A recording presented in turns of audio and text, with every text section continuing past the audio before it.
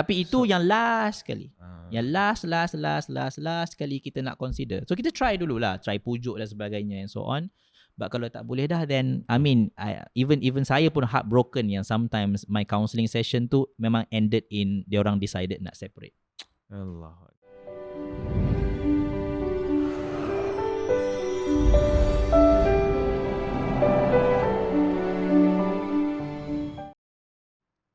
Assalamualaikum warahmatullahi wabarakatuh. Selamat datang ke Langit Ilahi Podcast yang membawa tagline Mari Menjadi Hamba.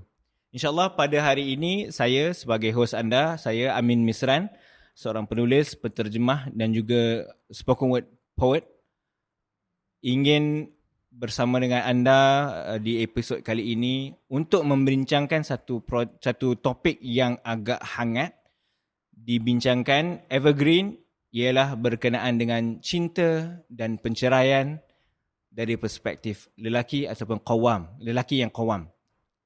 Dan bersama saya adalah seorang ta'aruf coach yang tidak asing dalam dunia jodoh ta'aruf, adalah saya punya sahabat, saya punya brother, Aiman Azlan. How are you, Aiman Azlan? Oh, Alhamdulillah. Glad to be here and a blast from the past.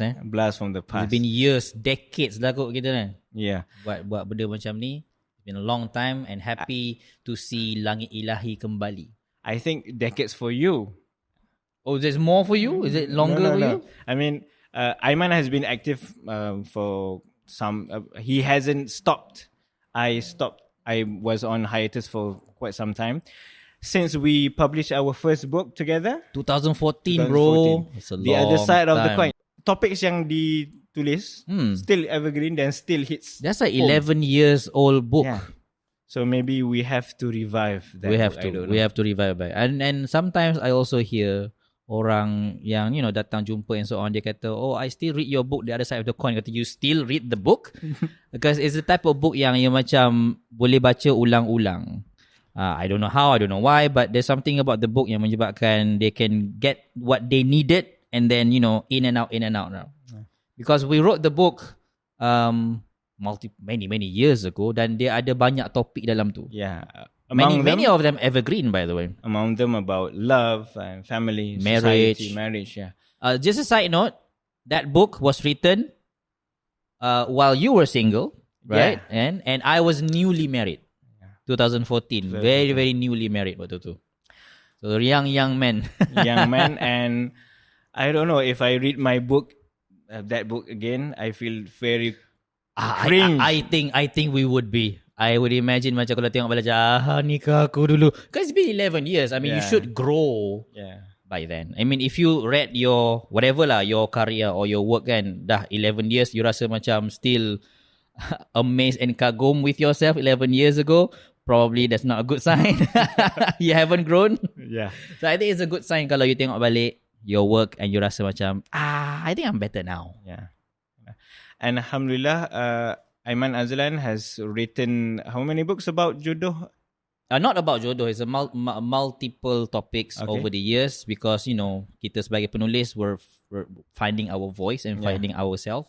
Started with Hidup Penuh Erti, and the latest one would be with Hilal Ashraf.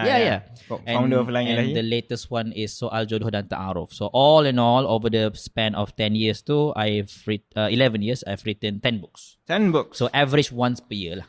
I only have one book, and one book I wrote, and 2 books I translated. It's not a competition, don't worry. Okay. And as a background, I am a father of 4 children, and Aiman is a father of 2. Father currently. of 2. But maybe when the podcast is out and you're listening, I'll probably be a father of 3 by then. Alhamdulillah. Yeah. So this episode's podcast would be just a sharing of 2 guys, 2 fathers, talking about love and what are we, perceraian? Cerai and cinta. Cerai and cinta, cinta and cerai. InsyaAllah. Why are we talking about this? Why are we talking about it? Cinta and cerai. I mean, it seems like a depressing headline, but something that we chose to talk about. I don't want to go into detail about the statistics and all, but I have to say that the statistics about penceraian now, and is quite alarming, and there is a growth of perceraian year to year. So the reason why I'm talking about this, and you know that artists right now, I don't want to name drop here, but artists here right now yang dia macam menjadikan dia satu trend. Cerai ni macam satu norma. It's like rasa macam. So that's a key word I think listeners kena faham. Dia rasa macam, the optics kita nampak adalah macam cerai ni dipermudah-mudahkan sangat. You ada issue, jom cerai. You ada issue, jom cerai. So it seems like that. Tahu tak? So that's the key word. It seems like that. So but I think we have to go much deeper than just what it seems like. Okay. Before we go into deep about apa yang berlaku tentang perceraian, kenapa berlakunya perceraian, saya nak kongsi dengan pembaca ayat Al-Quran yang saya nak bacakan dan bacakan dia punya tafsir. Surah Ar-Rum ayat 21. Wa min a'udzu billahi minasyaitonir rajim. وَمِنْ آيَاتِهِ أَنْ خَلَقَكُمْ مِنْ أَنْفُسِكُمْ أَزْوَاجًا لِتَسْكُنُوا إِلَيْهَا وَجَعَلَ بَيْنَكُمْ مَوَدَّةً وَرَحْمَةً إِنَّ فِي ذَلِكَ لَآيَاتٍ لِقَوْمٍ يَتَفَكَّرُونَ. Dan di antara tanda-tanda kekuasaannya ialah dia menciptakan untukmu isteri-isteri dari jenismu sendiri supaya kamu merasa tenteram kepadanya, dan dijadikannya di antaramu rasa kasih dan sayang. Sesungguhnya pada yang demikian itu benar-benar terdapat tanda bagi kaum yang berfikir. Kita nak cuba untuk nak framekan perbincangan pada malam ini kepada ayat Quran ini. Sebab saya rasa ada beberapa key yang penting dalam ayat ini. Betul. Yang pertama ialah ayat ini ditujukan khas untuk lelaki. Sebab Allah kata dia menciptakan untukmu isteri-isteri kamu dari jenismu sendiri. Kenapa ada emphasis kepada? So azwajan is female. Yes. Supaya kamu merasa tenteram kepadanya, dan Allah jadikan di antaramu rasa kasih dan sayang, mawaddah warahmah. Jadi saya berbincang dengan rakan-rakan yang bidang agama. Saya bukan bidang agama, saya bahasa Inggeris. Jadi saya suka linguistik. You're a linguist. You're a linguist. Once upon a time, but I still have that passion. Jadi mawaddah warahmah. Jadi saya lihat perkataan mawaddah berdatang dari perkataan apa tadi? Al-Wadud. Al-Wadud. Sama macam nama Allah Al-Wadud. Oh, okay. Jadi Al-Wadud ini ialah something yang memberi, cinta yang memberi. Dan rahmah itu pula adalah cinta yang melindungi. Dia datang dari perkataan rahim, iaitu macam rahim kan, dia macam melindungi baby tu, right? Jadi perkahwinan itu perlu ada mawaddah dan juga rahmah. Ada cinta yang memberi dan juga cinta yang melindungi. But do not forget, dia start dengan apa dulu? Litaskunu ilaiha. Litaskunu, na'am. Maksudnya sakanah, rumah yang sakinah, yang memberikan ketenangan. Jadi framing perbincangan kita ialah kenapa penceraian itu berlaku, kerana tidak ada. Well, one way, kalau kita nak ambil daripada ayat surah Ar-Rum ini, kita kena lihat apakah masih ada sakinah dalam rumah tersebut. Interestingly, ini memang diberikan sequence-nya itu secara sengaja. It is by design. Sakinah, mawaddah, warahmah. Design itu memang sengaja. And the way that, as a counselor perkahwinan, you look at it and you nampak sakinah tu didahulukan. The first thing is sakinah dulu. So tenang itu perlu yang pertama sekali. Exactly. So if you look at it macam the overarching purpose of marriage. So, rata-rata orang duk tanya kan, like, what's the point of getting married? What's the point? Itu menjadi perbincangan sekarang. Dan ramai orang yang mahu single. Exactly. Because they don't see the point. So Allah jawab direct. Cash bagi, the point of marriage adalah so that you have sakinah. Okay, sakinah. And interestingly, rumah in Arabic, apa dia? You're the linguist. Sakana. Sakana, right? So the perkataan rumah dalam Arabic is sakana. So to give the indication yang the house and the home should be a place where you rasa peace. So the first thing kita kena lihat adalah sakinah. So sakinah ni, very interestingly, I think I heard Numa Ali Khan talked about this in one of his podcasts or khutbah, I cannot remember which one. Dia kata sakinah is the ultimate purpose. Yes, it's the first thing Allah sebut. And then it's not something yang happen automatically. Bukannya macam you kahwin, sakinah terus. You have to build it. You have to build it. Who has to build it? Is it the man or is it the woman? It cannot happen without both. Okay. It cannot happen without both because you both have to build it. Okay. So means what? Okay, if it's in a counseling punya perspective, you have to build it through communication, some trial and error. Yelah, kita nak berkenalan awal-awal tu kan, kita mungkin akan langgar dinding dan sebagainya, tersilap sana sini. You start to get to know each other. One thing that Dr. John Gottman said in his book 7 Principles for Making Marriage Work, the first thing he mentioned, how to make marriage work, the first thing he mentioned adalah you have to create a love map of your partner. A love map? Ya, peta cinta. Oh. It's like macam ni lah, I mean, you pergi di tempat yang baru, like you kahwin kan, ini adalah orang baru. You probably dah kenal dia setahun, 2 tahun, but it's never the same in marriage kan, because you actually kenal dia after you get married. So imagine macam this is a new town, you tak pernah pergi lagi town tu. Okay. So when you enter the town, you have to create the map. You nak tahu jalan ni pergi mana, oh tu jalan mati, and that's the love and map. There is no ways for marriage. Tak ada ways, babe. Sorry. Kalau ways pun maybe territory tu dia gelap tau. Because tak ada jalan lagi kita buat. This is a new territory. Kita adalah peneroka baru. Okay. And that's the first indication of a love map. The second indication of a love map adalah map changes over time. I see. Mana ada map yang sama? Right? This is a new perspective. Mana ada map yang sama? So like you go to Google Map for example, right? Maybe 5 years ago you check tempat tu, dia macam ni, rupa dia. 5 years later, ada bangunan baru. Jalan baru. Ada highway baru. Map changes. The map changes. So, this is the first thing. There are 7 things they mentioned. 7 things. Maybe we'll go through all 7 nanti. Okay. But to make marriage work, meaning to avoid divorce lah. To make marriage work. The first thing they mentioned adalah you kena ada love map. Ini pun, I think as a counsellor, I see people dah ambil ringan. Especially after like first, second, third year and after the first child datang, you start to drop the ball. I see. Mungkin awal-awal tu hangat lah. Like everything is about you, babe. You are my everything, babe. But then, you dah get married for some time and you dah dapat anak. Especially dapat anak. Studies have shown that romance drop after the first child. I see. Okay. I mean, what do you mean by romance? What kind of romance? Intimacy. Okay, not just in the bedroom, but even outside the bedroom pun sama juga. Intimacy drop after the first child, which we can understand logically. Anak lahir kot, you can focus on the child lah kan. And I mean, talking about romance, intimacy, I read somewhere, you can substantiate it, whether it's right or wrong, that a man who hugs his wife like 10 minutes a day, live longer. Yes.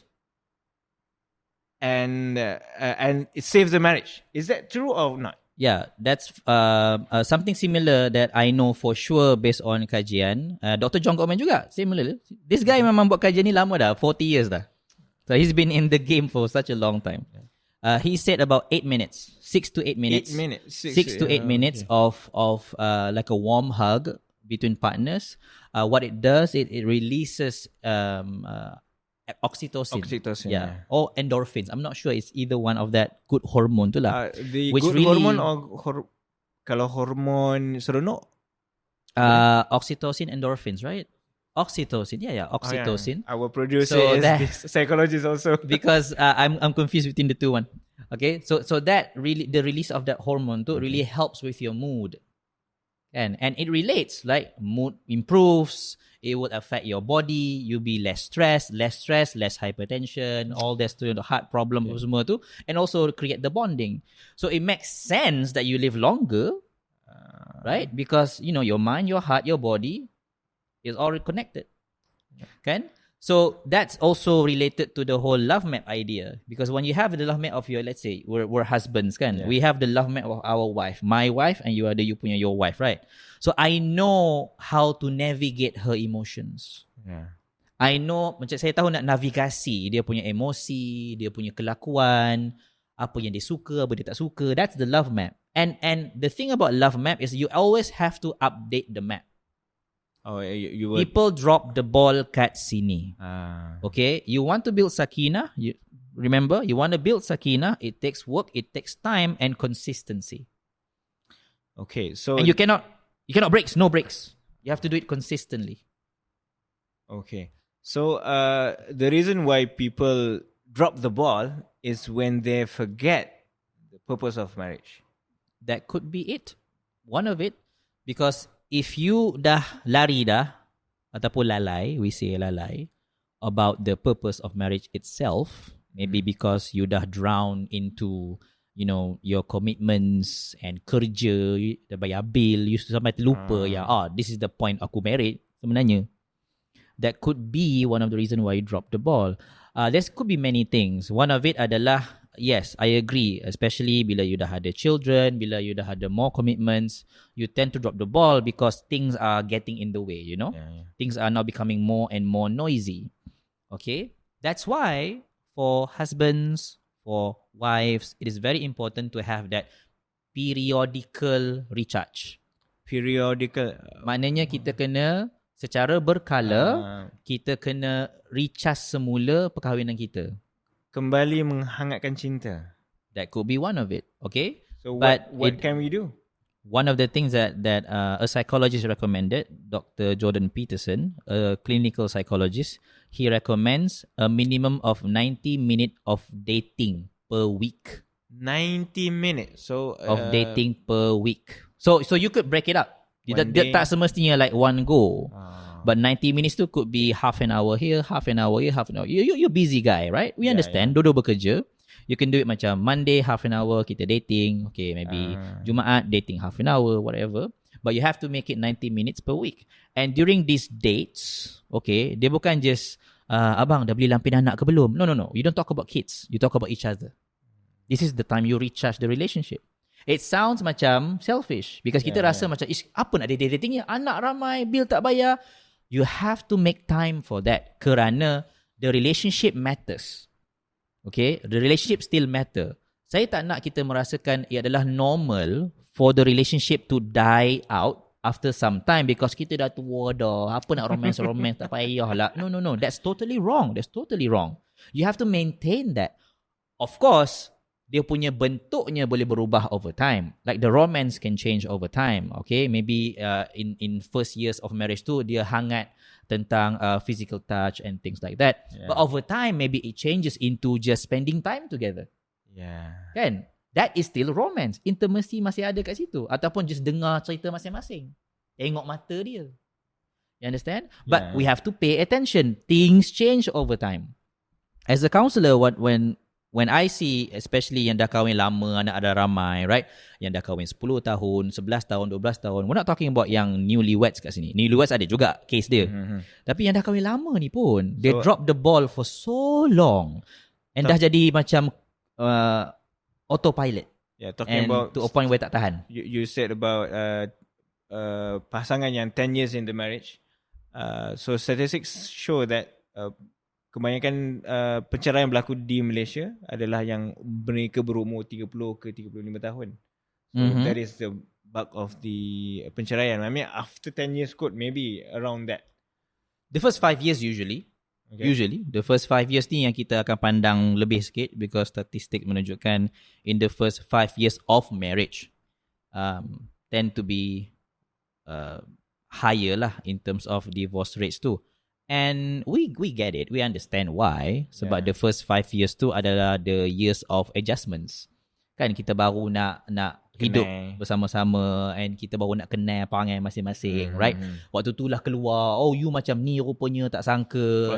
Things like that. Yeah. It will happen. It's just marriage. Macam tu lah dia. And you kena adapt and adjust. Lah macam kita dengan kawan kita pun, kita duduk sebilik pun, baru tahu dia ni ketiak busuk.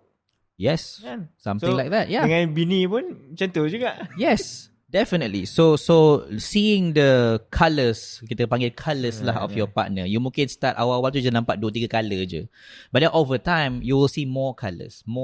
I use the word colours because I want people to understand all these macam benda-benda yang perangai-perangai ni, actually it just makes your partner more beautiful sebenarnya. I know it is not sound like it, kan? Betul cakap pasal ketiak busuk and things like that, right? It doesn't sound like it. But really, if you take it as a whole package, that is what makes you and your partner unique, okay, interesting, right? And saya bukan nak kata semua benda tu bagus. Some things may need to change, right? But at least you know, you are so diverse in how you present yourself and how you live your life, kan? Itu masuk dalam love mapping tu. Love mapping tu. And you always, yang saya nak pesan ke orang adalah you always update it. You always kena update. Kadang-kadang kita dah buat map dah. Awal-awal tu. Semangat kan? Awal-awal lah. Semangat. Lepas tu kita biar je. Map tu pun dah berdebu lah apa semua. Kita tak check dah. You always have to update. Kena check balik. Map, is this map still valid? Tata dah 3-4 tahun dah tak update. Even Google Map pun kena update from time to time, right? You have to update it on the app. So ini kan pula the map of partner kita. Yang mana kita nak berkahwin dengan dia bukan setahun 2 min. Kita nak kahwin dengan dia for how many years? 5 years? For life. 10? 15? 20? More than that. 30 tahun cukup lah min. 40 tahun cukup lah. Lepas tu dadah lah. Lama sangat lah tu. Talking about made for life. Yeah. Ada haiwan-haiwan lain selain dari manusia yang mampu untuk made for life. Ada yang monogamous animals ada. Tapi kita belajar daripada kita belajar ialah banyak macam haiwan, tapi kita belajar daripada binatang yang made for life, antaranya seahorse kan. Seahorse, I believe so. I know the males yang mengandung dan beranak. Dia tak mengandung, dia simpan. Dia simpan, dan dia nurture. Menetas dalam perut dia keluarkan anak. Yeah. Okay, yeah. Narik But yeah, I think it's made for life. Another one adalah a type of bird. I think burung nuri, is it?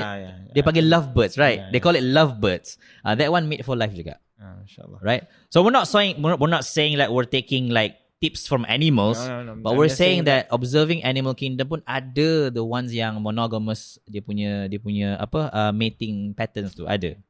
And speaking of which, going back to the whole idea of commitment, being monogamous for life tu, once you dah buat commitment, we're here for life, I'm going to commit to you for life. Commit for life means what? Continuous. You cannot stop. You cannot take a break. You continuous tu. The continuity tu yang orang tak ada stamina tu. Dia akan letih tengah jalan and just macam apa-apa je lah. Malah nak layan kau. Kita ambil inspirasi dari ayat Quran, laqad qala lakum fi rasul silap apa ayat Quran yang qawamu ar-rijalu qawwamun, surah An-Nisa ayat berapa tak ingat. Ar-rijalu qawwamuna 'alan nisa. Yes. Lelaki adalah ar-rijal qawwam, empowerment. Dalam bahasa Melayu apa? Penguat. I use the term qawwam kaitkan dengan al-qayyum. Al-qayyum is the maintainer, is the caretaker. I like the word caretaker, taking care. Melayu? Ada orang kata pengurus lah apa semua. You take care of something. You know, dalam bahasa Melayu apa? Taking care, mengambil berat, right? Mengambil berat. You memang penjaga. Yes, penjaga. Jadi perkataan qawwam kat sini, we talk about this. Perkataannya adalah qaim adalah seorang penguat. Tapi qawwam adalah sentiasa menguatkan. So ada elemen dalam bahasa Arab yang continuity tu. And tu yang you were talking about continuity. Yeah. So that is what it means. Continuity. Yes, the commitment is continuous. So walaupun you dah berkahwin, I know marriage is tiring. I know. Yes. Bila you dah ada anak, semua, marriage is tiring. But you dah commit for life. Right? You tak sign contract kata 10 tahun dah lah. Tak ada. You commit for life. Therefore, it's a lifelong commitment. You kena letih macam mana sekalipun. You have to qawwam. Meaning you have to continuously be qawwam. Continuously be the pillar for your wife. Speaking of that verse lah kan. Rijal qawwam kepada wanita. So our continuous commitment to women, okay, has no breaks. Has no seasons, Has no seasons. So Waktu you ada mood ke tak ada mood ke, doesn't matter. Still kena commit to your wife. Is there any me time for men? Me time. I mean, rest is important. Okay, Islam tak menghalang rest. You know, take some rest, that's fine. But you don't make your whole life a huge, big rest. You understand? Yeah. There's no such thing as me time sampai seminggu. Me time sampai... Even sehari me time pun, to me, is too much. Sehari me time. Take an hour. Take 30 minutes. Cukup lah me time tu. Nak me time lama-lama buat apa kan? Because you're just there to just recenter balik. Okay? To recenter balik yourself. To take some time. Take deep breaths. Untuk nak really recalibrate. That's the word. Nak kalibrasikan. Kalibrasi? Ada ke perkataan tu? Ada. To recalibrate yourself because you nak continue the journey. Dia macam R&R lah. Me time ni R&R. You don't stay. You don't stay dekat R&R for a day. Ada ke? Tak Tak ada. Kalau you mengantuk sekali pun, tidur sekejap je kat R&R tu, lepas tu continue your journey. So I agree, me time penting. For men pun penting juga. But only for a few minutes, maybe maximum an hour. Lepas tu you gerak lah. Teruskanlah perjalanan. Apa lama-lama sangat ni, Min? Itulah. Okay, because you still need to make sure you qawam to your wife. Okay. Qawam to your family. Okay? So do not drop the ball. This is the whole idea of marriage. Sakinah, love mapping, don't drop the ball. When you drop the ball, you start to not pay attention. Okay, and you biar saja on autopilot, over time you start to see decay. Okay, you start to see decay. Okay. Talking about decay, in your experience as a licensed counsellor, what are the issues that happen sebelum berlakunya penceraian? Maybe you could share some. There are many reasons why orang bercerai. But in my limited experience, I'm not like a licensed counselor for 20 years, no. But there are many others out there who are licensed counselor, very respected, who can maybe give you more reasons. But in my limited experience, one reason is infidelity, kecurangan. Wow. Yes. Infidelity, That kecurangan. is that is a psychology term? Infidelity is an English word. Yeah, I mean, I know, but when you say infidel, it means like infidelity. I didn't say infidels. Yeah, it was like infidelity. Okay, kecurangan. Okay. Alright. Number 2 is PJJ. Long distance relationship, yang especially yang prolong. They just romance just die out for long distance relationship yang lama sangat, right? Itu juga maksud sakinah rumah. Ada juga konotasi perkahwinan itu perlu duduk dekat. Really? Tak tahulah. This is what I understand the word sakinah. Sakan. So bila duduk sama, ada elemen juga sakinah tu. I would agree with that because I am more calm bila my wife ada. Yes. Like berjauhan dengan my wife is not calming. Yeah. Like kalau kita pergi kerja kan, kerja dengan masalah bla bla balik rumah kita rasa macam Alhamdulillah ada isteri yang begitu. Alhamdulillah Allah berikan isteri yang sakinah, yang menenangkan. Dia macam wireless charging tau tak? Yes. Bila you bersama dengan wife you dekat kan, dia wireless charging. Lagi kuat. Fast dia charging. wireless fast charging. So dia ada juga the idea of distance make the heart grow fonder. Ada the idea, but it's not like distance yang jauh dan lama sangat. Okay, that will just make the heart grow like more painful. Yeah. Kan, just merindui si dia, right? So the idea there, PJJ, there's another one, and another one that I can recall from the cases that I've dealt with adalah the idea of itulah yang bila mana you drop the ball, you don't pay attention to your partner anymore, so you start over time become what they call tawar hati. Okay, so stopping paying attention to your partner tu is very very very very crucial untuk kita never buat. When you stop paying attention to your partner, you have to always keep paying attention to your partner, the needs, the intricacies, the nuances, benda-benda kecil besar tu, you have to pay attention. Tawar hati ni kan, Dia tawar hati tu pada apa?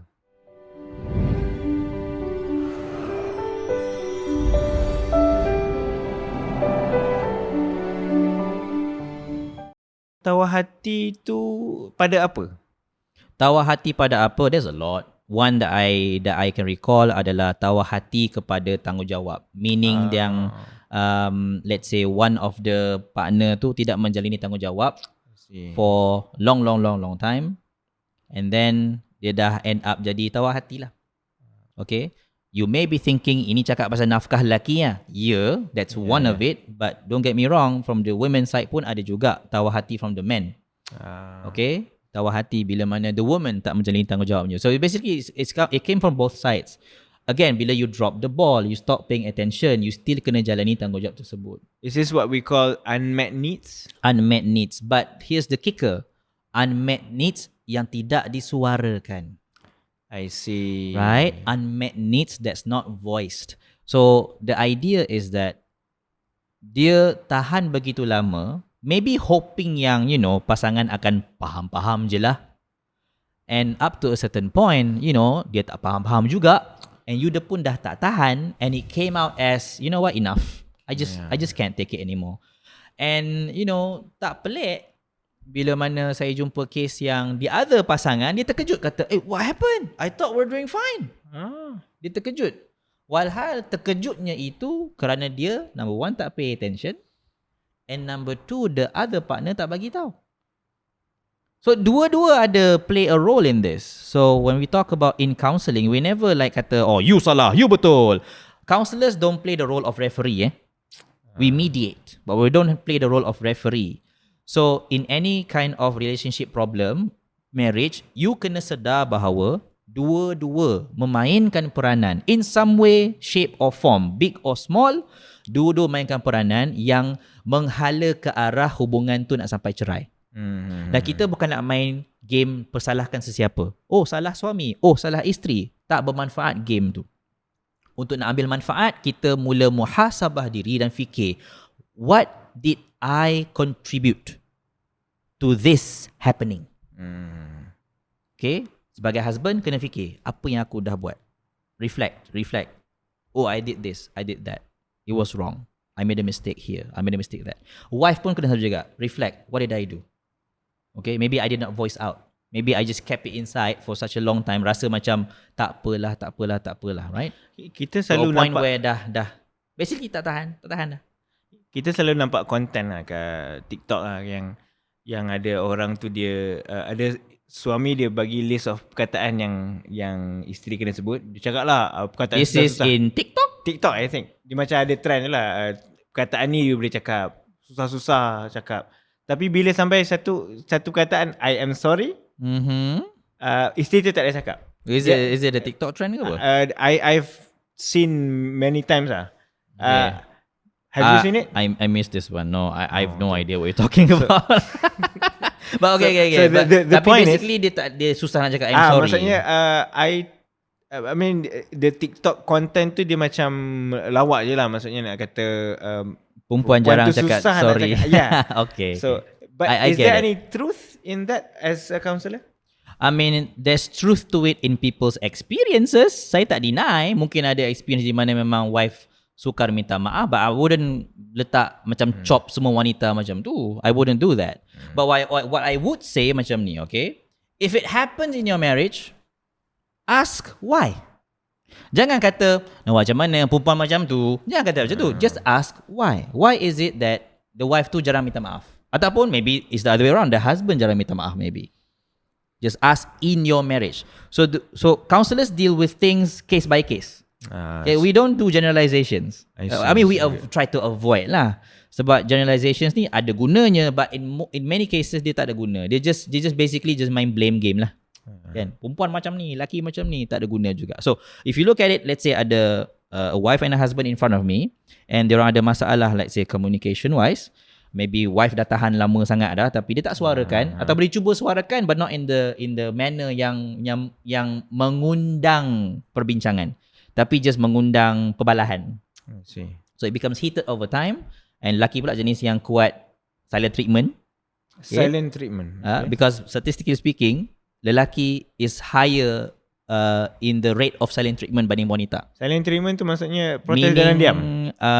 Silent treatment, okay, let me define that. The actual term is called stonewalling, yang Dr. John Gottman keluarkan. The actual term is called stonewalling, stonewall, dinding batu. Yeah. Okay, imagine Imagine lah batu kan. je lah, awak tak tahu. Boleh imagine lah. Kira macam okay, aku cakap dinding lah. But the trendy term is silent treatment. Okay. Now, dia punya misleading word adalah treatment. Bunyi macam sedap kan. Treatment. Treatment tu kan ubat. Tapi, no, it's not. It's actually racun. It's actually racun. So, what you do in stonewalling adalah you are overwhelmed. Which kita faham lah. Kita bergaduh, ada konflik. You're overwhelmed. But you don't know how to deal with your overwhelmed emotion. You tak tahu nak deal macam mana dengan emosi buat-buat ni. So, what you did was you shut down. That's your mechanism. Nak defend yourself. You just shut down je. Shut down terus. Meaning, wife kata apa, wife tegur, just shut down. Tak layan. The thing that hurts dengan stonewalling adalah bila mana pasangan you dah rasa dia tak wujud. That's the one yang hurts. I mean, you still live under the same roof. Still meet each other. Tapi because of the silent treatment atau stonewalling tu, ibarat macam, aku ni tak wujud ke? So because lack of acknowledgement is painful, right? You don't acknowledge me. It's painful. Okay, imagine kalau you stonewalling for 1 day, 2 days, 3 days. I mean, I've dealt with cases yang stonewalling for 3 years. 3 years? How can they live with that? They function on a very basic level. Like anak hantar sekolah, balik sekolah. Wife masak, makan. Okay, cuci pinggan, basuh baju, all basic level, but they don't have any conversation in 3 years. Okay. That's extreme stonewalling, which really like, you bayangkan lah, tunggang terbalik your life when you don't have any acknowledgement daripada your own partner yang you pilih to be your, like you said lah, partner for life kan? Yeah. Okay, so that, kalau ikut kepada Dr. John Gottman, dia ada 4 things actually. We mentioned one of it, iaitu stonewalling. Let me mention the other 3, okay? The other 3 yang happen, if you want to see just before divorce, okay? The other 3 that happen adalah criticism. Semua benda tak betul. Defensiveness. And contempt. Contempt. Yes. Marah. Contempt bukan marah. Contempt ni, the closest word in Malay that I found adalah rasa menyampah.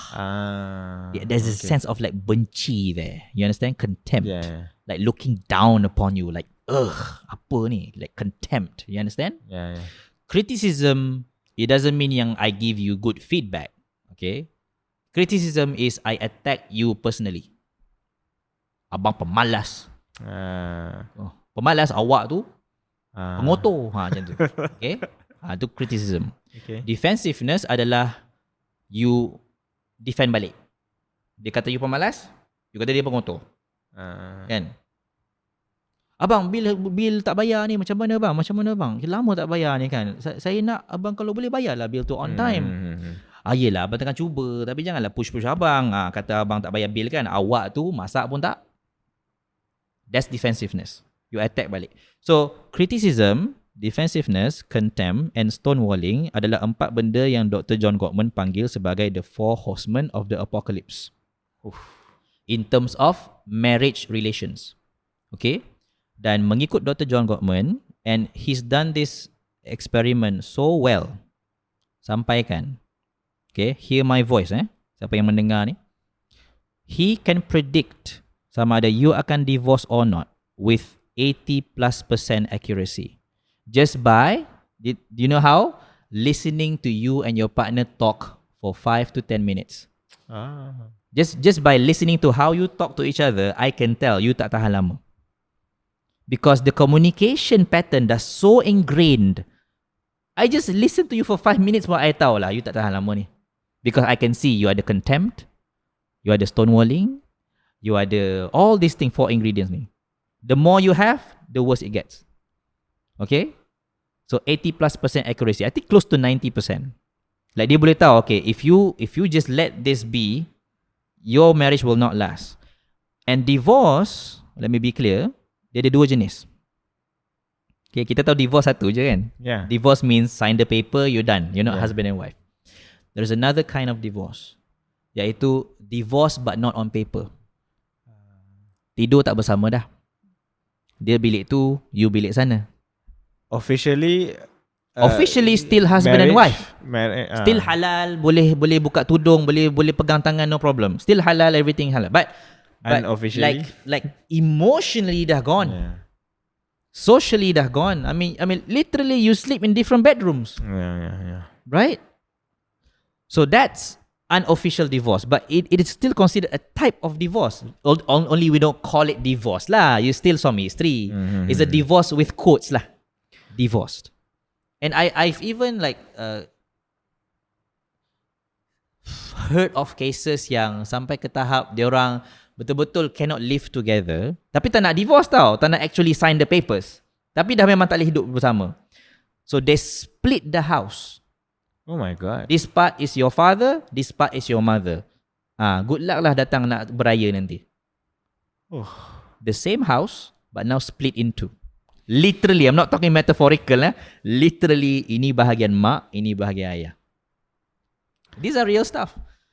So don't think that this is just black and white simple stuff. No, you have to really pay attention, because the pattern that happens in your day-to-day communication tu kan, how you talk to your wife, how you talk to your husband, like macam mana you pandang dia, like sentuh tangan dia, all these things, it matters a lot.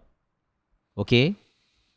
And if we drop the ball, saya akan guna perkataan tu banyak kali, dropping the ball. Okay, just get used to it. Okay, when you drop the ball ni dia datang daripada istilah juggler. Okay, kan orang yang juggler bahasa Melayu apa? Orang juggle bola banyak tu kan? In the air. Okay. Badut yang jaga bola tu kan? Okay, do not drop the ball, because if you drop the ball, habislah berlerai. So being married is like juggling many things. Yeah. Betul? You ada a lot of responsibilities, right? And you cannot drop the ball. Antara ball you cannot drop adalah your relationship with your partner. Okay, I know it's tough bila ada anak, seorang, 2 orang, 3 orang, 4 orang, 5 orang, 6 orang. I know it's tough, but you cannot drop the ball there, kerana the foundation of all your family matters.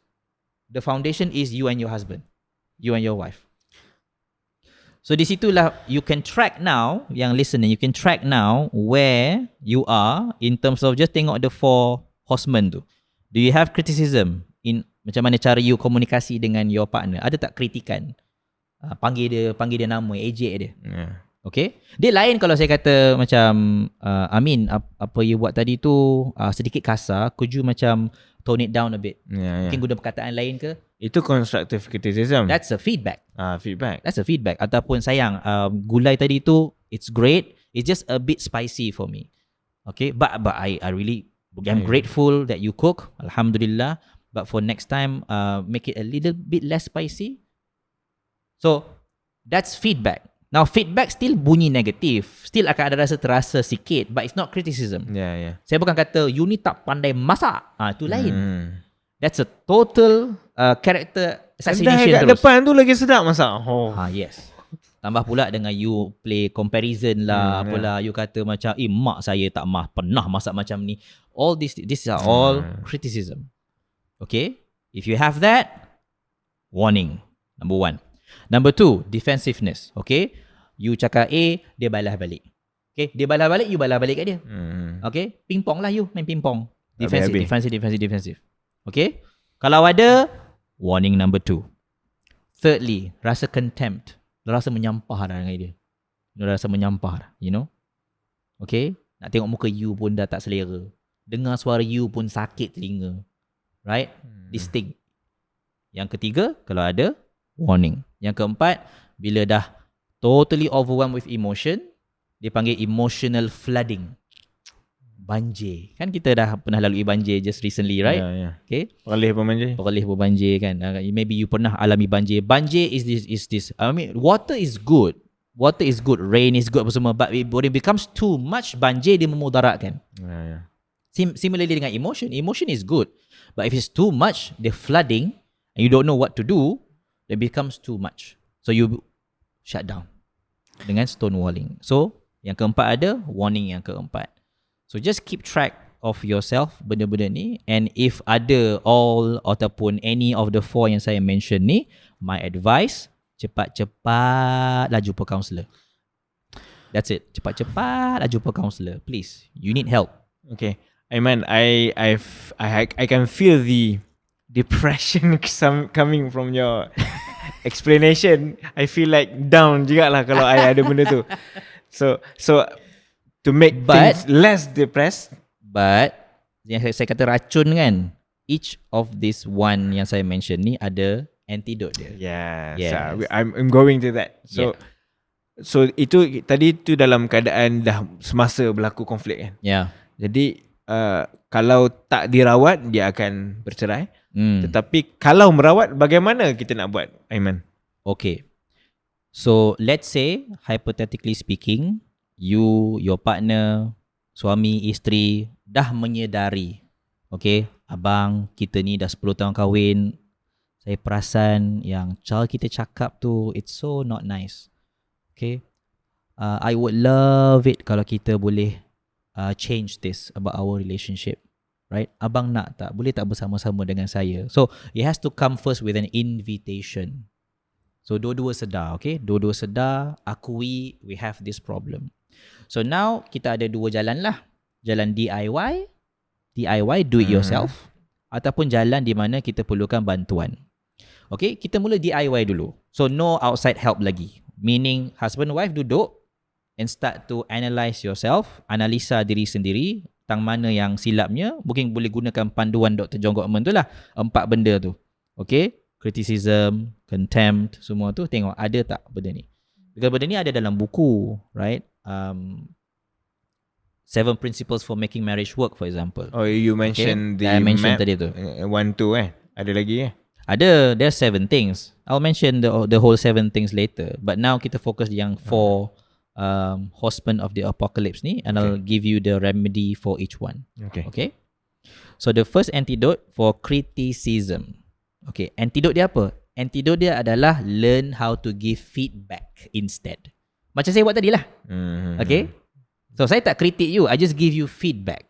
There's something about that what you did tu yang mungkin saya tak apa suka, saya nak ia diubah. So I give you feedback. Saya tak kritik you. Okay? So maybe like I didn't like the word that you used tadi tu. Could you not use that word again? Maybe change it to a different word. Okay? I would love it if you use this word instead. Yeah. That's a feedback. You see? Yeah. Feels different kan daripada kau ni kurang ajar lah. That's a different tone, right? Okay? Even if saya tak jerit pun, kau ni kurang ajar. It still has the same impact. Faham tak? Volume doesn't matter. It's just the word and the intention tu memang kena like a dagger. So instead, give feedback. Belajar nak bagi feedback. So feedback ni sifat dia adalah dia specific kepada that particular instant. You specify kan because this thing. This thing. Instead of you criticize, you bagi feedback. Okay? So one way yang kita counselor suka gunakan, berikan sebagai alat kepada suami isteri adalah guna I statement. Pernah dengar I statement? Pernah dengar, but I don't remember the It's okay. application. So basically I statement adalah kita mulakan kita punya approach dengan mengambil accountability kepada diri kita dahulu. Alternatifnya apa? Kita terus kata engkau. That's a you statement. Kau ni, okay, that's not inviting. Faham tak? Yeah. That's attacking. Yeah. Itulah criticism. Criticism is an attack. Feedback is inviting change. Faham beza dia? So, let me give you an example. Macam contoh, Amin guna perkataan kasar. Let's say, katakanlah 2 friends. Okay, it can work dalam friendship juga. Don't worry, not just husband and wife, families ke, co-workers ke, it works. I statement works in all situations. Tapi kita cakap pasal suami isteri lah. But you and I, let's say we're friends, and then you suka guna perkataan yang kasar contohnya, atau you swear a lot, whatever lah kan. I as your friend kata, Min, can I talk to you for a moment? I feel uncomfortable. You see how I start? Yeah. I feel uncomfortable. So I'm taking ownership of my own feelings. Okay? So I'm not accusing. Saya tahu accusation apa. I feel uncomfortable. Aku rasa tak selesa. So now what naturally timbul dalam kepala kau adalah asal. Right? Okay. So the second part of I statement adalah you have to specify why you feel that way. Aku rasa tak selesa Min bila kau guna perkataan-perkataan lucah tu. Aku rasa tak selesa. Okay, so that's the second part. You just specify what it is. You nak specify the word pun tak apa. Bila kau guna the F word ke apa semua, I just don't feel comfortable. And you end it dengan your hope. Okay, because you want certain change, so specify the change you want. Boleh tak lepas ni elakkan macam tu ke? It'll be nice if you stop using that word, and kalau you rasa upset ke apa ke, change it to a different word. It's fine. Word yang close pun tak apa. Instead of the F word, you kata fudge. You know, fudge is nice. I like fudge. I like to eat fudge. Fudge sundae, right? Whatever it is. Maybe because kita nak help dia change. Maybe dia tak boleh change immediately. So kita help dengan something yang a bit more acceptable. So that's a I statement exercise. So it's not criticism. Okay? Bunyi penat kan? Lagi senang kalau aku cakap, kau ni kau ajar lah. Tak? Shortcut kan? Tapi itu yang menyebabkan hubungan tu lama-kelamaan jadi makin retak. I see. So even though it's an easier way, it leads to painful outcome. So kenapa nak ambil jalan senang? Tak semua jalan senang tu bagus. So this way yang alternatif ni memang lagi susah, lagi penat, lagi makan masa. But this is a way untuk kita nak antidotekan balik racun tu. Okay, that's the first one kan? Okay, dah ada rasa harapan sikit Tadi kan gloomy sikit Now the second one. The second one, defensiveness. Defensive tu macam mana? Sekarang defensive ni bila adalah you kena something, you balas balik. So the way untuk antidotekan defensiveness adalah kita just take responsibility of what's being said. Itu je. So kalau your wife kata dekat you, abang berbau lah sebenarnya. Bau badan abang agak kuat. Okay, maybe you feel offended. Okay, maybe you rasa macam abang berbau, kau tu kentut tu bukanlah wangi sangat pun. You ada rasa nak balas balik because you know it's the ego, whatever it may be, right? You rasa nak balas balik. The antidote kepada itu adalah take ownership. Kata, you're probably right. Betul lah cakap sayang tu. I'm gonna do something. Mungkin beli dia deodorant baru ke, mungkin mandi lagi kerap ke, whatever. Just take ownership. So what happens dekat situ, what we call de-escalation. You de-escalate that situation. So tak ada, just take ownership. Kata, well, you're probably right. Badan abang probably busuk. So I'm gonna do something about it. Thank you for telling me.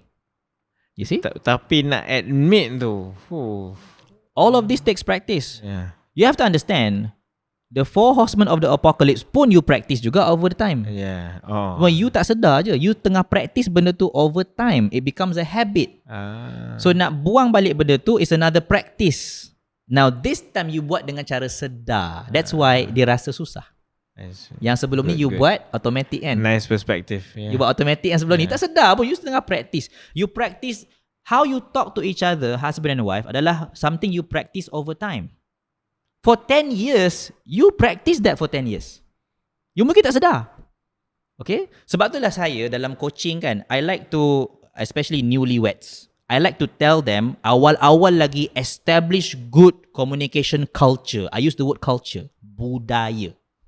Because awal-awal dalam perkahwinan, sedar ataupun tidak, it doesn't matter. Sedar, sometimes it's unconscious. Itu yang bahaya tu. You sedang membina satu budaya komunikasi dalam rumah tangga. You and your wife. You mungkin tak sedar. Contoh, the first time kita ada konflik suami isteri, right? You patut tegur. Instead, tak apalah. It's okay, tak apalah. You pendam. That is the first step. Then kalau you ulang lagi, it becomes the second instance. You ulang lagi, it becomes third, fourth, fifth, sixth, seventh. And pretty soon, it becomes automatic lah.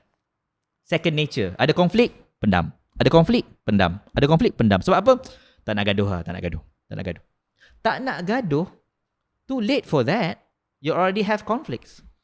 Either run away or face it. Tapi saya tak sarankan running away lah. Because that's what lead you here. Face your conflicts. So, benda ni nampak susah because this is the first step yang you nak ambil untuk change. But the last 10 years you buat tu, you dah train lama dah. So saya bukan nak kata ini quick fix. There's no quick fix. Tidak ada jalan singkat. Alright. So untuk you nak admit you're wrong, I know. Susah. Dah 10 tahun dengan kahwin kan. Okay. But it has to start somewhere. Okay. Talking about admission of mistake, saya nak mengambil inspirasi sedikit daripada sirah Rasulullah. Dalam lipatan sirah yang diketahui ialah Rasulullah bercerai dengan isteri baginda Hafsah, Ummahatul Mukminin, anak kepada Umar Al-Khattab. Anak orang hebat, dan Hafsah bercerai dengan Rasulullah. Dan banyak kalau kita cari di mana salahnya ataupun apa yang membuatkan perceraian itu berlaku, tidak akan ada sumber yang mengatakan perceraian antara Rasulullah dan Hafsah itu kenapa. Tidak ada. Ataupun saya tak mencari, saya tak jumpalah kot. Kerana that's not the point of that sirah, of that particular lesson. Poinnya ialah Rasulullah tidak memendedahkan apa yang berlaku. Tapi yang diketahui umum adalah dia yang bercerai. Tetapi Allah turunkan ayat lepas itu, Allah suruh mereka rujuk balik. Saya tak ingat ayat berapa, tapi Allah suruh rujuk balik. Dan kat sini ialah Rasulullah bercerai. Betul. Rasulullah adalah manusia dan mengalami perceraian. Betul. Tetapi berikutnya Rasulullah tunduk kepada wahyu yang Allah suruh Rasulullah rujuk kembali. Right. So that's very interesting you say that, kerana the fact that kita tak tahu apa masalah rumah tangga mereka, you understand? Yes. Maknanya benda tu dirahsiakan. It's not, dia bukannya like macam okay kalau sekarang social media lah, tapi kalau waktu tu diketahui umum macam sebab Hafsah buat perangai ataupun Nabi ke apa, na'udzubillah kan. So that's something important, sebab dalam kita punya naratif terkini, kita sudah membiasakan cerita-cerita ni. Cerita-cerita yang sepatutnya di sebalik tabir, tapi sudah dipersembahkan di khalayak ramai. Dan I think this practice ni, kalau nak ambil ilham daripada kisah tu, kita kena hapuskan lah. Saya bukan nak kata dalam perceraian tu mungkin tak ada kesalahan ke, mungkin ada, tapi pokok pangkal dia is none of our business. Okay. So saya nak kata jugalah, like semua orang main peranan, like the media main peranan, akhbar main peranan, wartawan main peranan. Kalau boleh tak usah lah nak gali-gali benda-benda macam tu. Dia orang bercerai, fine. You don't go and ask kenapa, it's none of your business. None of your business, okay? Dia orang bercerai, dah settle. Dia orang bercerai, cukup. Alright. Dan kita harapkan perceraian itu tidak berlaku pada kita. Yes, dah cukup. Tak payah nak korek-korek kata sebab ni curang lah kot. No. We don't want to do that. Sebab dia praktis macam tu, dia menghancurkan unsur community. Right, unsur community tu. Okay? Because there still needs to be the rahmah part. The rahmah, the rahim, melindungi. The sense of protection. Yes. Protecting the husband, protecting the wife, or in this case ex-husband, ex-wife. The sense of protection tu. Ini kan benda yang dah berlaku sekarang sampai ke tahap kita tahu terlalu banyak pasal dia orang punya rumah tangga. Kita bukan nak tahu pun, tapi tengok scroll ada dekat kita punya feed. Okay? Sebab the algorithm, benda tu viral dan sebagainya tu. Walaupun anak tak layan benda-benda macam tu. I don't really like to consume those things. So dalam feed saya kurang lah benda tu, tapi still ada muncul. And I think that's not something yang kita nak galakkan lah. Okay? And yes, admitting mistakes seperti mana dalam kisah itu, Nabi tunduk kepada wahyu and rujuk Hafsah semula. Still sampai ke sudah kita tak tahu apa isu dia kan. Mungkin pembacaan saya terbatas, tapi saya tak dapat nak jumpa dalam lipatan sirah. To be honest with you, I know about the story, but I've never know why. In all the macam ustaz-ustaz yang saya pernah dengar ulas pasal hadis tu, really tidak diulas why. Like dia bercerai kenapa?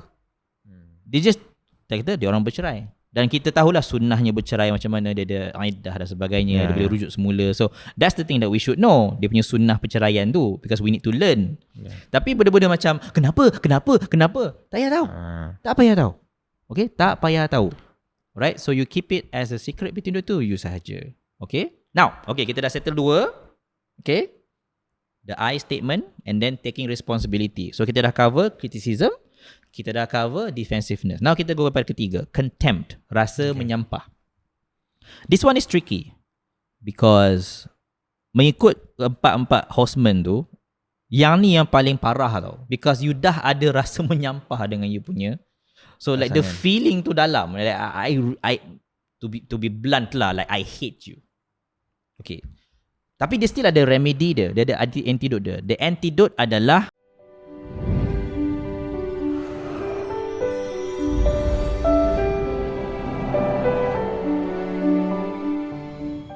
the antidote adalah Dr. John Gottman kata about bank cinta, love bank. So you have this bank. Okay, kalau bank kita simpan duit lah kan. Yeah.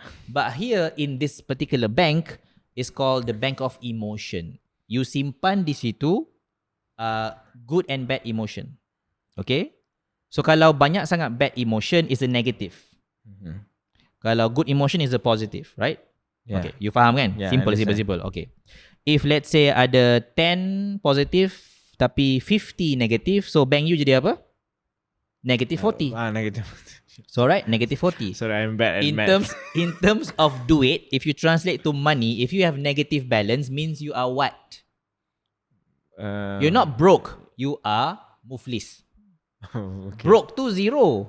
Bankrupt. This is like below broke. You muflis terus. Alright. So out there are people who are walking around with muflis emotional bank account. Like, if I ask them, tell me 5 good things about your husband. Jenuh nak fikir. 5 eh? Kena 5 eh? Alamak, 5 eh? Like, because they're walking around with emotional bank account yang negative. Ubat dia adalah, you both have to start rebuilding balik. Kena bayar balik hutang-hutang tu. Rebuilding balik your bank account supaya it becomes positive again.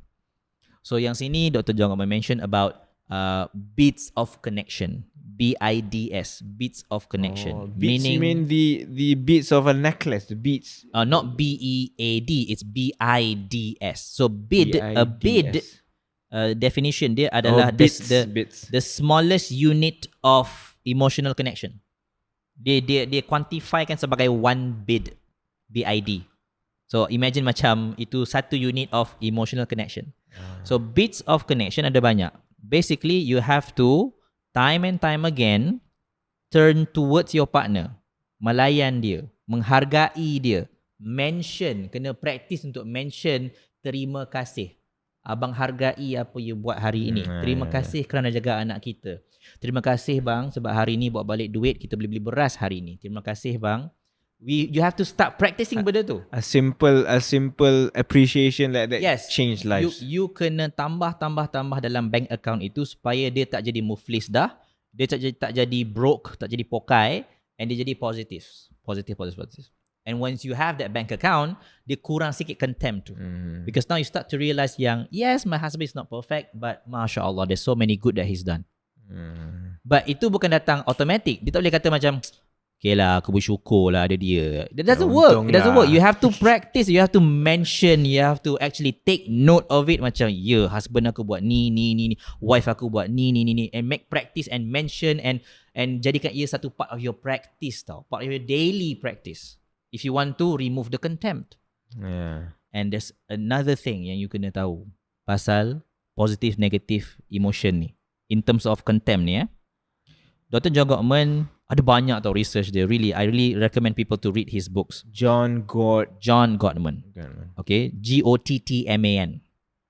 So he did a study about positive, negative emotion and how it interacts. Okay, so if I tell you, you buat satu kesalahan dengan wife and you buat satu kebaikan to your wife, does it like balance each other? Like one, right? One kebaikan dengan and then ada one kesalahan. So jadi, does it cancel out? Does it balance out? I think so. Like one. Yeah. Simple mathematics, yeah, betul. Kalau mathematics, but emotional mathematics, no. One negative experience. Pay attention. requires 5 positive experience to neutralize. Meaning that you have to make more effort to Yes. rebuild Yes, compared to when Yes. you destroyed that relationship. exactly. We humans are more sensitive to negative emotions than positive emotions. Yeah. Now, the question is why? Okay.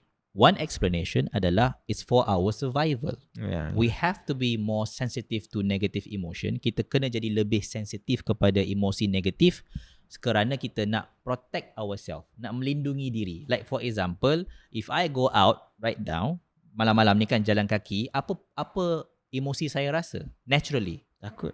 rasa takut. Why? Negatif tu. Why? We don't know what might Husnuzon lah bro. Husnuzon lah sikit. Husnuzon lah sikit. Nampak? It doesn't work kan? It doesn't work because in that particular situation, dalam jalan yang gelap, you akan rasa takut. That takut is protective. Okay? That takut makes you more alert. Vigilance. Yeah. Right? Dan dalam ketakutan tu, kalau tiba-tiba ada bunyi something, you jadi macam, wait, apa tu? Apa tu? Okay? It's a protective mechanism. Yeah. So that's why kita more sensitive kepada negative emotion. Now, in this case, dia backfire. Our survival mechanism now backfires. Dia makan diri. Because you dah, for 10 years of marriage, you dah biarkan benda tu jadi macam tu, so many negativity, you can fix it. The good news, it can be fixed. But you have to work harder to fix it. You tak boleh fikir macam, alamak, 10 tahun, boleh cover balik lah dengan 10 tahun yang okay kan. It doesn't work like that. You have to work harder. One negative experience, yang negative emotion tu, yang dia sakit tu, dia kena balas balik dengan 5 positive experience untuk neutralize kan. Nak neutralize je. 5-to-1 ratio. Which means what? Berhati-hatilah dengan perangai you, dengan cara you communicate, dengan gurau senda, dengan whatever you doing dengan your partner. Be very careful. Sebab tu saya kata, don't drop the ball. Pay attention. Love map dia mungkin dah berubah dah. Pay attention. Okay? Yang ni yang letih. Letih sangat nak pay attention ni. Aku ada kerja, aku ada bil yang kena bayar, hutang lagi, anak lagi, sekolah anak, kasut dia dah hilang, nak kena bil baru. But even with all that busyness, still kena jaga hubungan dengan isteri. Yeah. Still kena jaga hubungan dengan suami. Now, let me pause here. Doesn't it make sense now yang marriage completes half your religion? It does. Make sense kan? It does. Kan? Sebab dia susah. Yeah. Sebab susah benda ni. So you nak what? Complete half your religion for free? Doesn't work. Yeah. Bila kata separuh agama kita selesai, you have to have in your brain, maknanya perkahwinan ni mesti mencabar gila. Sampaikan half my religion boleh complete. So it doesn't happen for free. So yang the third one ni memang susah. Especially bila you dah ada all this feeling of dah tawar hati lah dan semua. It's so hard, it's so tough. Kadang-kadang dalam counselling session saya sedih because both of them attended. Okay, dua-dua datang for counselling. But then when I ask, okay, Puan, do you still want to commit? Okay, Tuan, do you still want to commit? I have to ask because kalau kita nak buat counselling ni, both kena actually nak. And then seorang tak nak. Dia kata, Tuan, saya dah tak nak lah. Saya tak nak lah. Like, I'm out. Saya dah. Nothing anymore. I'm like, tapi the other one nak lagi. So but it cannot work until both nak. What did you reply? I as a counselor, I have to respect their choices. So you cannot, you said you are not the referee. I'm not the referee. I just mediate and guide. Okay? In that case, then I leave them. They have to talk to each other. Then what's your next move? Sebab kalau kita counselling sekalipun, kalau seorang tak nak, tak sudi, nak buat exercise apa pun tak nak, right? Whatever commitment kita buat pun tak nak. Sebab kita kalau nak baiki, kita kena actually usaha. Actually kena practice, cakap elok apa semua. Tapi dia memang tak nak. Dia memang check out terus. So either macam maybe you take your time ke apa ke, recover balik ke, and maybe you change your mind. I don't know. Maybe suami kena pujuk dia sebagai ke. Maybe. Or we have to now consider peaceful separation lah. Tapi itu yang last sekali. Yang last sekali kita nak consider. So kita try dululah. Try pujuk dan sebagainya and so on. But kalau tak boleh dah, then even saya pun heartbroken yang sometimes my counselling session tu memang ended in dia orang decided nak separate. Allah. Because I'm not Superman. Saya bukan datang nak selamatkan semua orang. I cannot help people yang tak nak pertolongan ataupun dah tak nak sebarang anything intervention. Especially dah tahan lama dah 10 tahun, dah 16 tahun, dah 15 tahun, dia rasa macam dah tak nak dah. Encik Aiman dah tak nak dah. So the point is this, before it gets to that point, please pay attention, and if you see anything yang dah macam red flag tu, please take action. Do something. Do something. Jangan tunggu sampai ke tahap macam dia dah check out dah. Okay, aku just stay marriage ni pasal apa? Anak kecil. Itu je. Aku tunggu anak ni besar, anak ni dah graduate university, you and I divorce. Ada orang plan macam tu, Min. The only reason they stay pasal anak kecil. We stay husband and wife, okay, support our children, dah dia orang masuk university, dah graduate pun semua, dia orang pun dah ada kebolehan untuk berdikari, you and I, kita divorce. Okay. Don't let it get to that point, people. Okay, perkahwinan ni sebenarnya, every perkahwinan start bahagia. Siapa honeymoon yang miserable? Rare sangat lah kita jumpa kan. Everything start nice. Cuma the challenge dia, cabaran dia adalah to maintain that thing.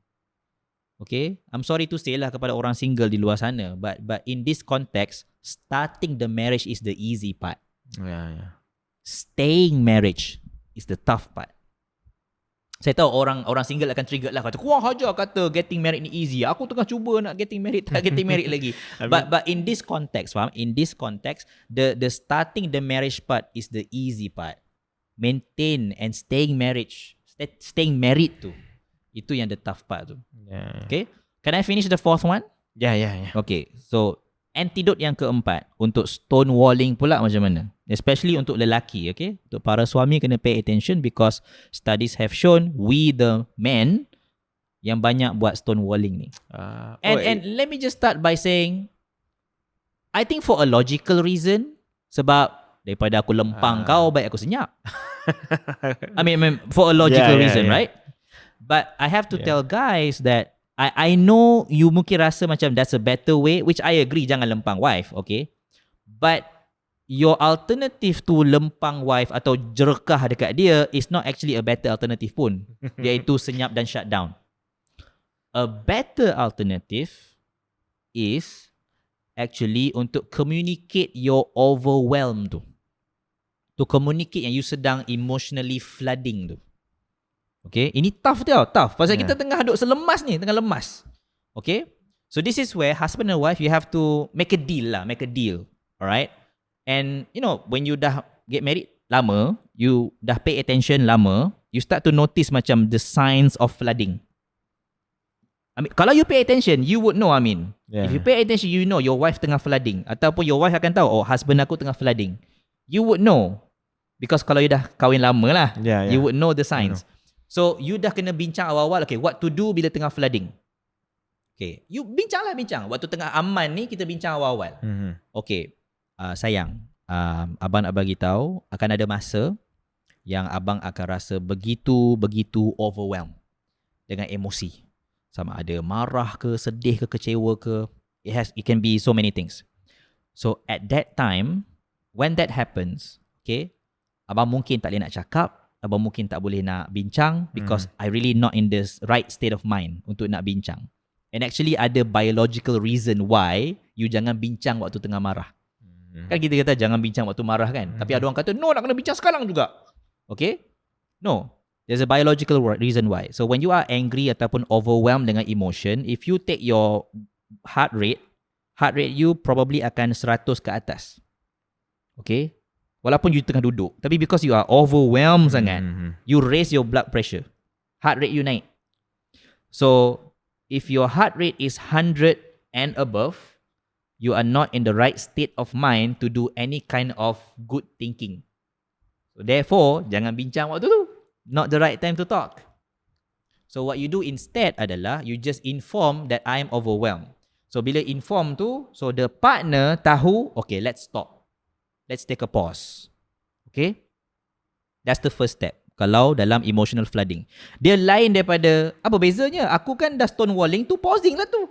Beza dia adalah ini kita beritahu. Stonewalling tak bagi tahu pun, terus shutdown je. Okay? So beritahu tu macam mana? You and your partner boleh discover your own style. Okay?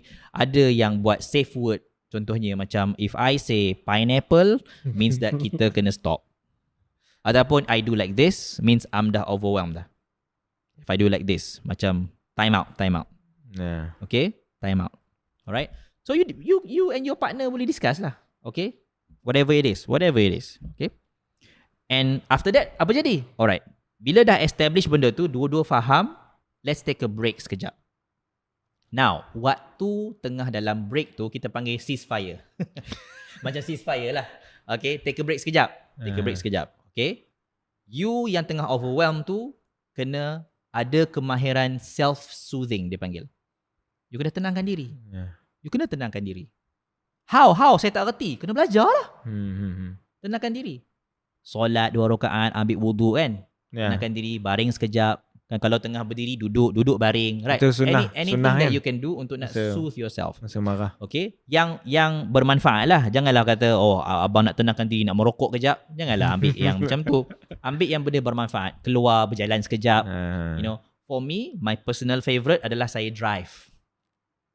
If I'm overwhelmed, dan wife saya tahu. Wife saya akan kata, abang, pergi drive kejap.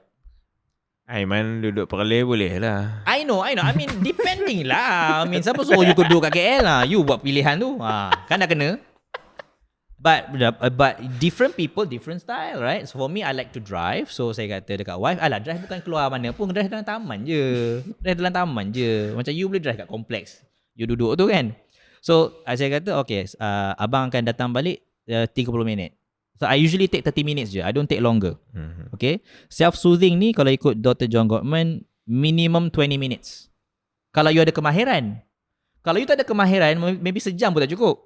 So you kena learn how. Like breathing techniques ke dan sebagainya. Tapi one tip lah dia bagilah. Dia kata, when you are self-soothing, don't think about the problem. Fikir benda lain. Sebab kalau tengah self-soothing tu duk fikir macam apa aku nak cakap dengan wife ni? Aku nak cakap ni, aku nak balas balik ni. Dia tak jadi soothing lah. So usually waktu saya tengah drive tu, saya dengar podcast, saya dengar I like to hear comedy waktu tu. Waktu tu tengah duk marah kan. I like to listen to comedy, nak dapat balik that good hormone tu. I like to listen to stand up comedy apa semua. Waktu kena drive tu 30 minutes kan. 30 minutes listen kepada stand up comedy lah, SNL ke apa ke, just nak dapatkan balik that good mood tu. And after half an hour I'm good. Saya balik ke rumah and kita reconvene balik apa yang kita flooding tadi tu. Sebab sekarang kita dah semakin tenang. Heart rate pun dah turun. Okay, alright. Now, jom, let's talk. That's how you deal with silent treatment, stonewalling. Nak elak kan? Yang benda-benda lah yang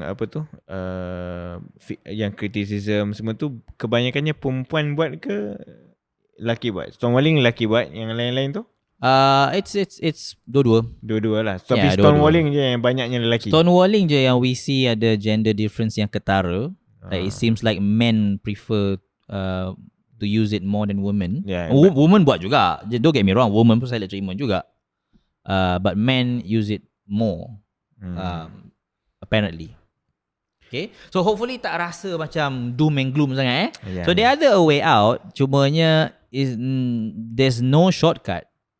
Dia tak ada benda yang quick fix. Dia tak ada macam satu pil ajaib yang everything's gonna be fine after that. Tak ada. There's nothing like that. I mean, we got married in the first place knowing that it will come a point yang kita akan hadapi benda-benda yang susah macam ni. You should. Yeah, we should know that. I hope this is not a surprise. Yeah. Pelik lah kalau you dengar podcast ni macam, tak sangka lah perkahwinan ni susah. I mean, come on, what do you expect? Kita dengan kawan-kawan lelaki pun bergaduh kan, bertumbuk. Lagi lah dengan pasangan kita yang hari-hari jumpa. InsyaAllah. Background lain, perangai lain, gender lain. So you have to anticipate lah. Conflicts will happen. Okay, Aiman. We've talked about the purpose of marriage. We talk about the issues before such and such a divorce happens, right? And how to regulate divorce. Mhm. But if it comes to that point, divorce, how can we manage that? If it comes to that point, you dah try everything. Okay, and it comes to that point. Okay, gunakanlah pedoman Quran. Just like you married her in a good way, let her go in a good way juga. Okay, tu pedoman daripada agama kita lah. Just like you, bila kahwin dengan dia kan semua baik belaka, right? Kahwin dengan dia dengan cara yang baik kan. Bila nak let her go pun, let her go dengan cara yang baik juga.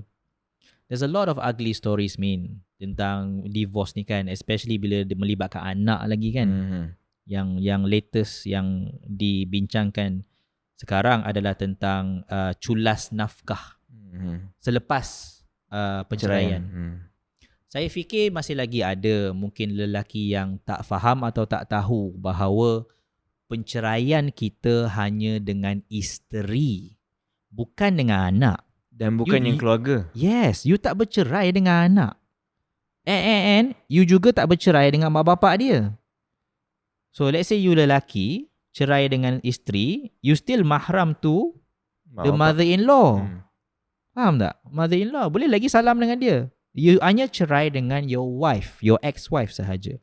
And especially bila cakap pasal anak, your anak is still your anak. Jangan fikir macam bila aku cerai, semua aku cerai. No. This is not the case. Yeah. Terutamanya apabila anak itu anak bawah umur, nafkah anak tu still wajib for you to fulfill. Yeah. Kena ingat tu. Still wajib for you to fulfill. So, you can tuntut di mahkamah or tuntut depan Allah. Your choice. But I hope yang saya harapkan perceraian yang aman itu di mana we can have some agreement yang kita, yes, kita akan berpisah. However, at the very least lah, for the sake of our children, let's try to be civil. Let's try to be peaceful. Okay, dan kita work together to work some sort of co-parenting arrangement. Yeah. Kerana ingat yang cerai adalah suami isteri, bukan ibu bapa. You are still a mother, you are still a father. Cumanya you dah tak jadi suami dan dah tak jadi isteri. Itu je yang terputus. Tapi hubungan dengan anak tu tidak akan terputus sampailah hari kiamat. It will never be severed. So you have to still carry that thing. Okay, itu kalau ada anak lah. So please think of the children too. Okay, macam mana sekalipun you rasa sakit, you rasa macam dikhianati, I understand banyak kisah-kisah ni, but please think about, okay, anak ni still kena continue living, okay? Kita mungkin ada like 20-30 years and then we die, anak tu ada longer years after us. Dan kena fikir juga apa implikasi divorce itu kepada anak-anak. Kerana anak-anak nanti akan membesar melihatkan keadaan perkahwinan yang macam tu ataupun ex perkahwinan yang macam tu. Nanti bila dia pula nak kahwin, apakah rujukan dia kepada satu bentuk perkahwinan yang baik? Right? So at the very least, even though you are dah divorce, you still boleh tunjukkan contoh kepada anak-anak bahawa walaupun mama papa dah tak bersama, but we still love you. We still love you. Mama tetap mama, papa tetap papa. Cuma kami tak duduk bersama dah. So we still love you. We still care about you. Okay, we still want the best for you. Okay?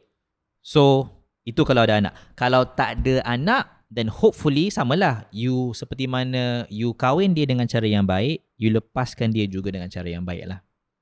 Okay? So, that's I guess the advice that I can give. And dalam proses penceraian ini, hopefully both of you can get the advice of good lawyers dan janganlah buat macam kita katalah kat utara buat pala lah. Buat pala. Where you take matters into your own hands. Buat right? palatau. Buat palatau kan. Hukum hakam tak tahu apa semua kan. So you really have to understand bila dah bercerai ni, it becomes a legal thing. So dapatkan bantuan peguam syariah bertauliah. Contoh. Ada orang tak faham. Bila dah cerai, dia terus halau isteri dia. Salah tu. You cannot. Okay? Walaupun you dah talak dia, tidak bermakna dia terus keluar dari rumah you. Dia still kena stay dalam rumah si lelaki. And still kena bagi nafkah dekat dia pada waktu iddah. Ada lelaki tak tahu. Tak tahulah dia geram sangat ke apa ke, terus kau keluar dari rumah aku. No. Dia still kena stay. Agama ajar macam tu. Dia still kena stay dalam waktu iddah tu. Okay? Ada peluang lah nak rujuk balik. Right? Kalau nak. Kalau tak nak, tak payahlah. Alright? So that thing yang kita nak kena hidupkan semula bila kita dah lalui this step, kena hidupkan sunnah dan kewajipan and the hukum of divorce tu. And kita memang kena, I really ask people yang dah sampai ke tahap ni, really emotions tu dia memang akan jadi satu gangguan. Okay, especially kalau you curang ke dengan partner, ataupun you infidelity, right? Ataupun you physically abusive ke apa ke. This one is tough, but as tough as it is, still separation tu perlulah separation yang baik-baik. And saya tambah last kali, because this is a very tough transition of life. So mungkin like you punya perception has changed, your emotional stability pun dah terganggu. I would advise juga individually you go get counselling. Okay, you go get counselling because you need to recover from this. Life must go on. Especially kalau ada anak, you still have to take care of that child. So life must go on. Jangan dibiarkan benda tu terjeruk dalam diri you lama-lama. So go get help, go get counselling, get well balik supaya kita boleh move forward. Okay, and continue our life. Yeah. Itu kalau dah sampai tahap ni lah, Min. Okay. Sedih tu sedih, tapi still kita ingat kita masih lagi ada prinsip macam mana kita nak berpisah tu. InsyaAllah. MasyaAllah, such a deep explanation by saudara Aiman Azlan, brother Aiman Azlan. Saya perjalanan masa awal tu, masa kita dengar the purpose of marriage tu, kita rasa kita ada purpose. But then bila masuk perbincangan cerai tu, kita rasa macam depressed. Tapi bila Aiman memberikan cues on how to communicate, kita rasa lebih ada harapan. Dan even if it comes to cerai pun masih ada jalan keluar. Maksudnya kita buat dengan secara baik, tidaklah menyalahkan ex pasangan kita. Avoid social media. Yes, I would tambah satu lagi. Bila tengah perceraian, you escape. Jangan sentuh social media waktu dalam proses perceraian tu. No, jangan sentuh langsung. You really have to isolate yourself daripada that kind of thing, because dia jadi outlet tau. Alright? Go into counselling session. Go talk to good friends. Okay? Bukan friends yang batu api. Alright? You need that support system waktu you lalui benda tu. You don't need like an echo chamber. So jangan masuk social media. Go for counselling. Recover yourself. Seclude yourself sementara waktu during these times to recover.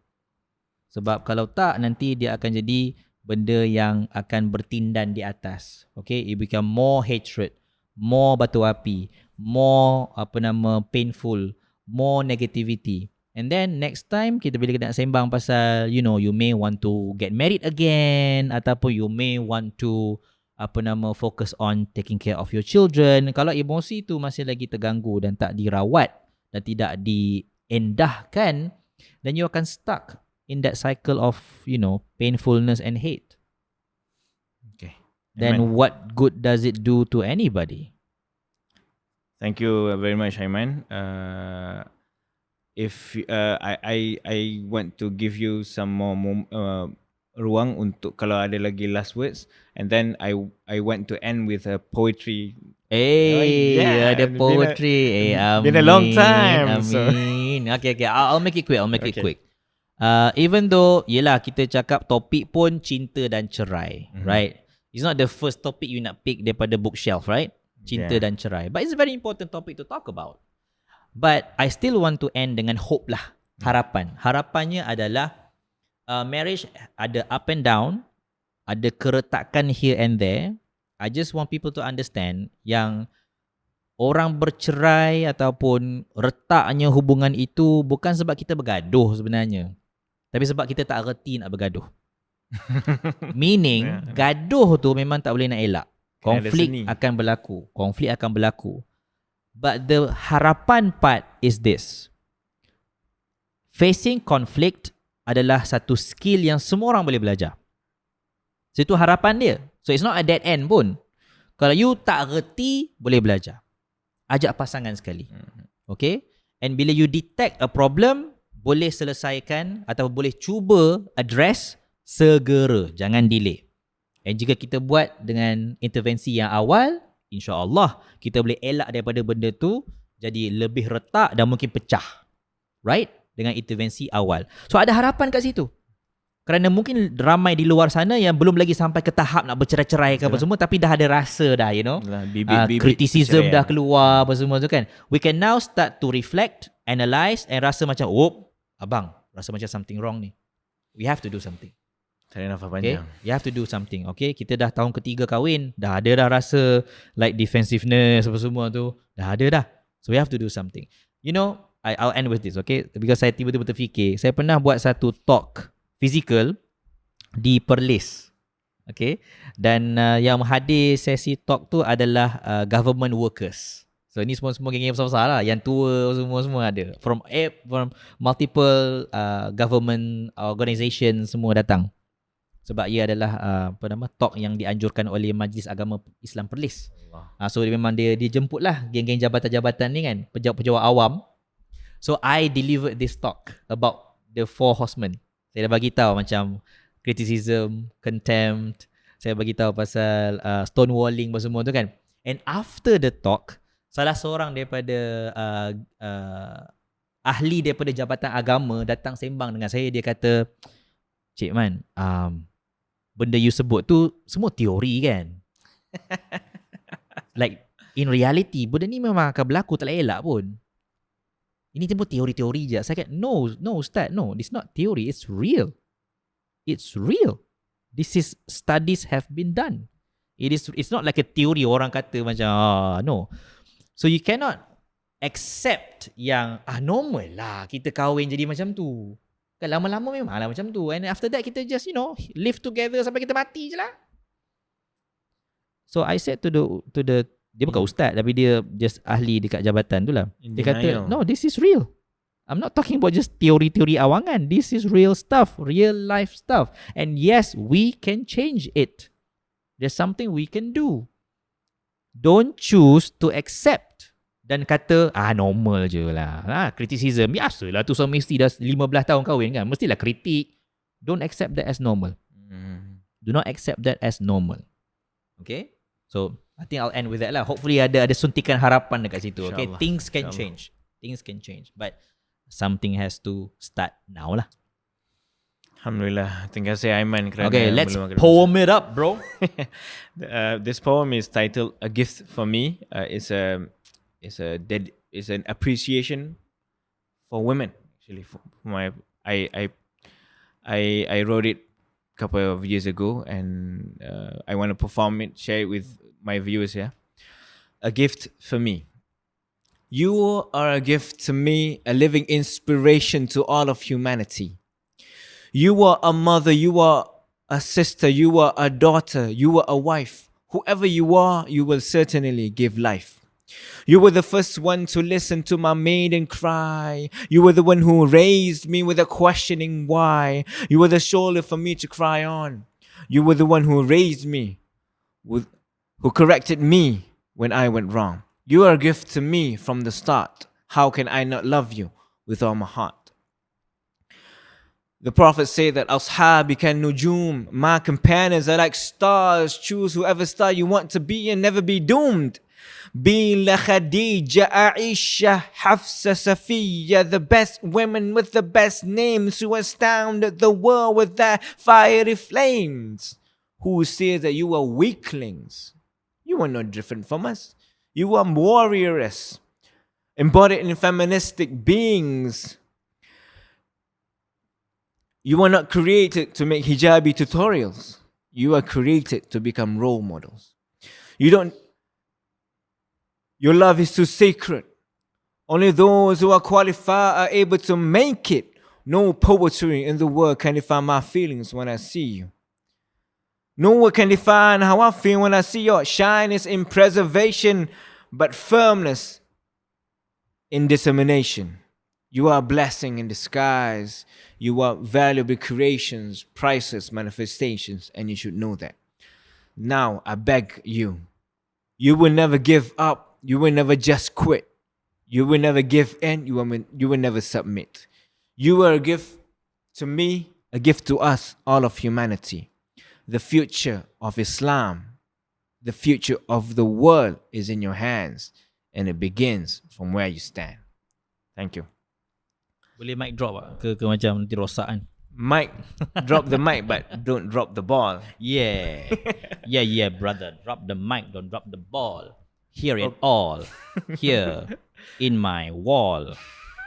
But Yo, don't stone wall. Yeah, don't stone wall. Hai, bila nak habis ni, y'all? Maybe we can make a I can duet freestyle. poetry. I can freestyle. I'll do my best. Okay, insyaAllah. Alhamdulillah. Untuk itu, Assalamualaikum warahmatullahi wabarakatuh.